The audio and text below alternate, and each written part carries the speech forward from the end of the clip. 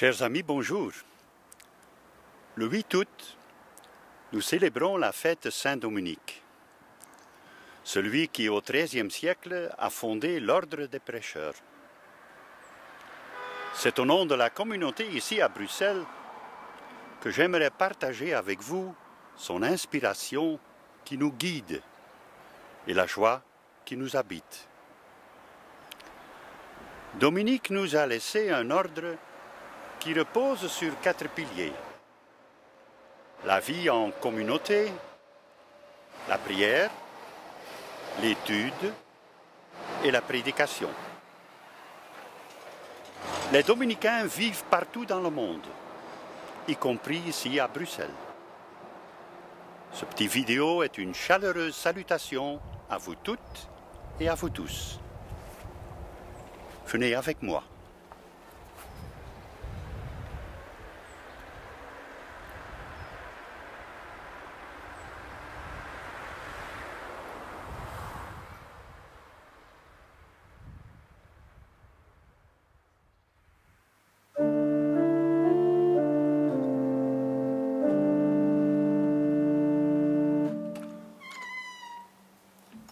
Hello.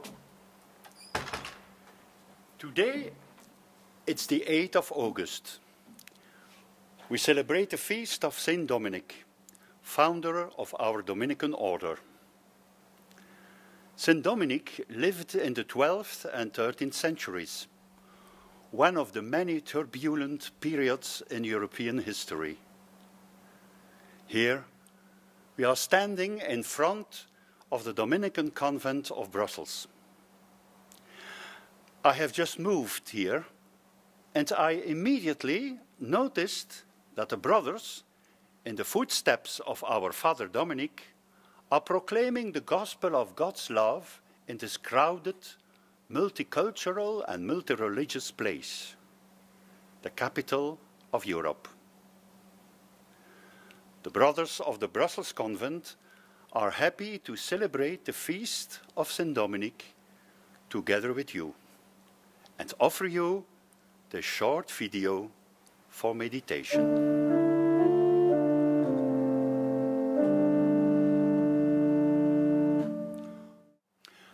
Beste vrienden, een hartelijke groet vanuit het Brusselse Dominicanenklooster op het feest van Sint Dominicus.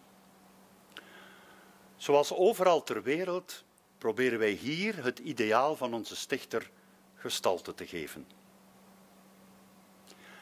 Een belangrijk kenmerk van de orde is contemplari et contemplata aliis tradere. Dat is een mondvol Latijn om te zeggen dat je je eerst vertrouwd moet maken met de figuur van Jezus Christus en zijn boodschap van het evangelie, om dit dan aan de mensen door te geven. Niet opdringerig, maar in een voortdurend gesprek en een gezamenlijke zoektocht naar de waarheid. Overtuigd van een innerlijke kracht, maar in eerbied voor de opvatting van anderen. Wij bieden u graag deze korte video aan als geschenk bij het feest van Sint Dominicus.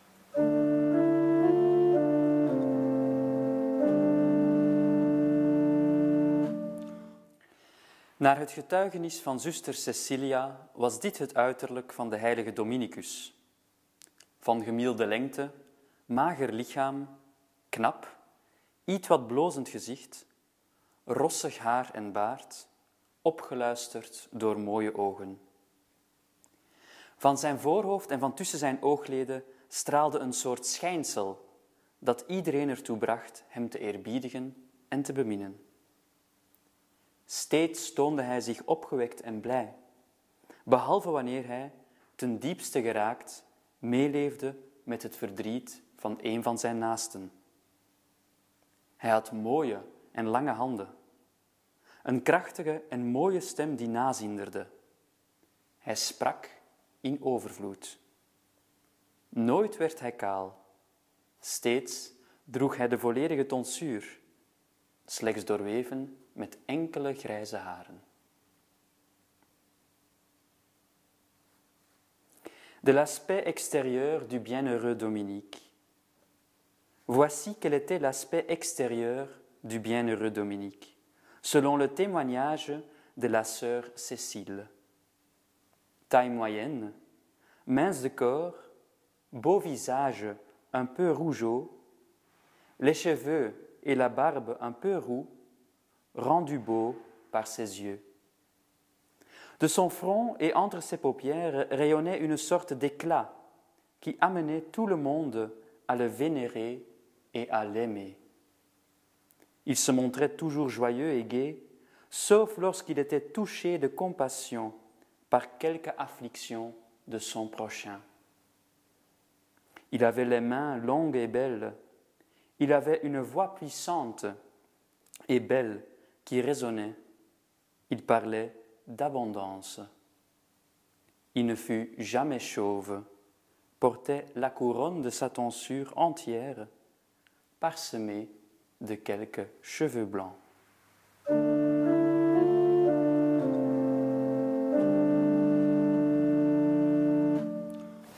Bonjour Ignace.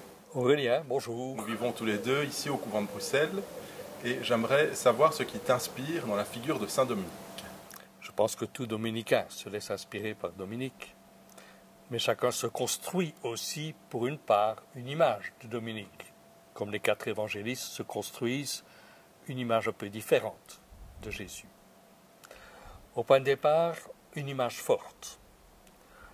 C'est le fait que dans le contexte de la lutte contre l'hérésie cathare, dans le sud de la France, il y a le souvenir que Dominique va discuter avec un aubergiste cathare, débattre avec lui.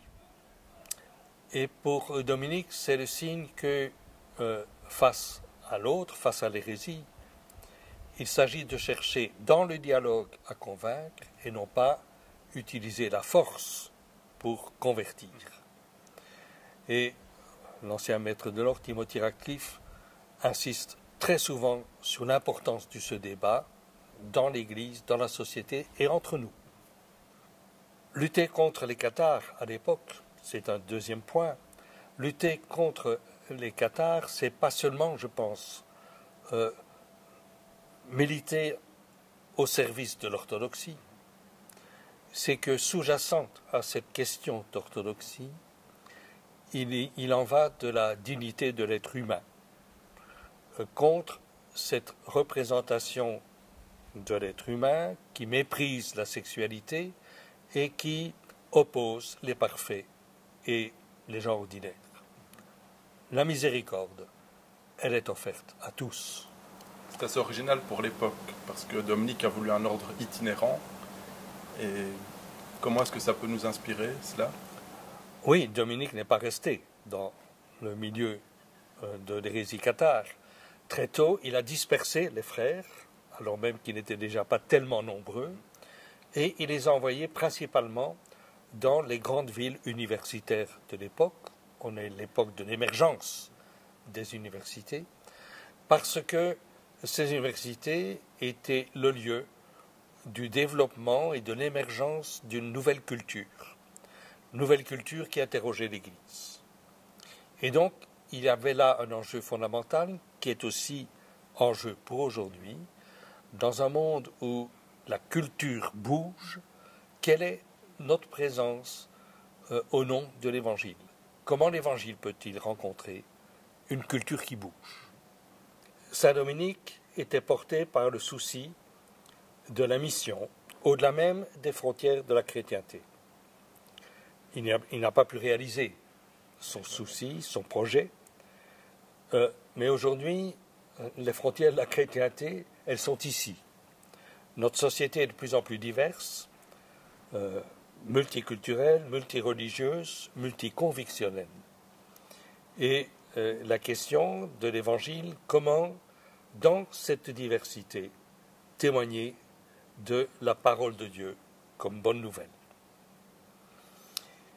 Et puis je prolonge, sur un 5e point, dans la ligne de l'esprit de Dominique. Quelques années après sa mort, un des premiers chapitres généraux a invité des frères à étudier l'arabe et l'hébreu. Le souci, c'est de pouvoir comprendre l'autre à partir de sa propre langue. Donc entrer dans la culture de l'autre pour pouvoir le rencontrer et débattre avec lui.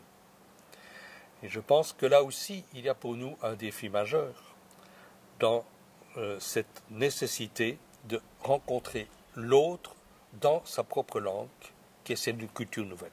Je te remercie.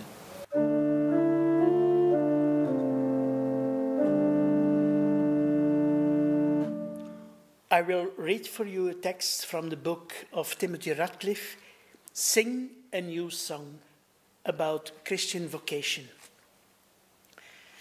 Every culture lives by stories, narratives that shape our perception of the world and of ourselves, which tell us what it means to be human. We Christians claim to live by a tale, to remember and reenact the story of a word that became flesh. The central act of Jesus is to speak a powerful and transforming word. This is my body, and I give it to you. He speaks a word. One of the ways in which we build a human society is by recovering a reverence for words and of their potency to form and sustain community. We are human and we belong to each other because we can talk together. Words are powerful. They can kill and they can heal. Speaking is a moral act, demanding the deepest responsibility. A Dominican sister from Taiwan told of a girl carrying the burden of a child on her back. Someone said to her, "Little girl, you're carrying a heavy weight." She replied, "I'm not carrying a weight. I'm carrying my brother." A word that transforms. We build communion and heal wounds, not by banning nasty words, but by using words that create communion, that welcome the stranger, that overthrow distance.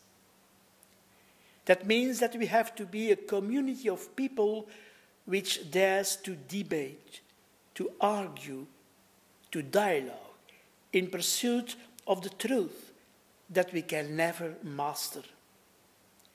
We have to struggle with one another, to seek mutual enlightenment, hoping to learn from the other. Jesus' words, "This is my body for you," disclose that to which all human language aspires.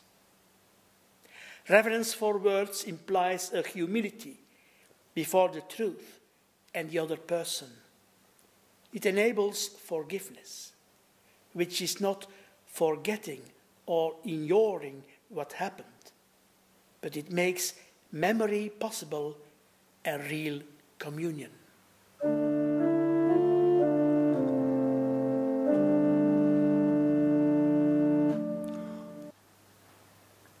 The Dominican blessing. May the Father bless us. May God the Son heal us. May God the Holy Spirit enlighten us and give us eyes to see with, ears to hear with, hands to do the work of God with, feet to walk with, a mouth to preach the word of salvation with, and the angel of peace to watch over us and lead us at last by our Lord's gift to the kingdom. Amen.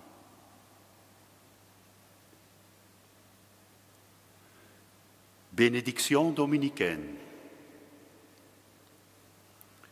Que le Dieu créateur nous bénisse. Que le Dieu rédempteur nous guérisse.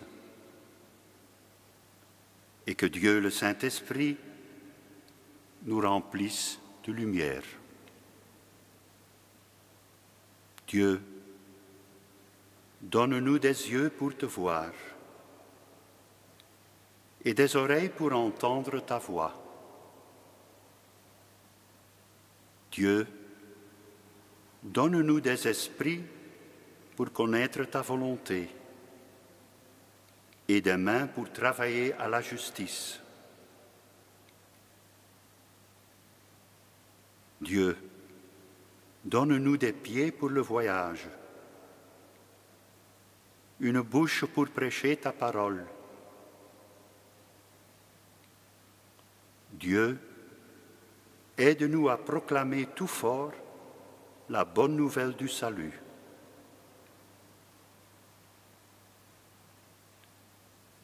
Et que ton Saint-Ange veille sur nous en paix.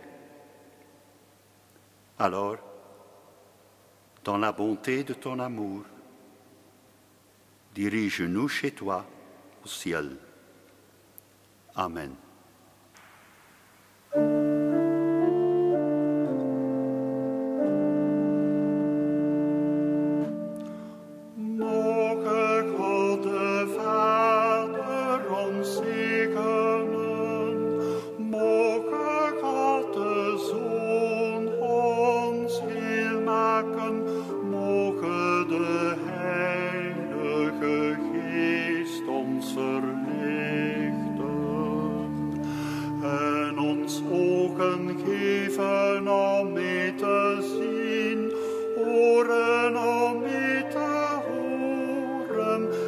Handen om Gods werk mee te doen, voeten om mee te lopen en een mond om woorden van verlossing te preken.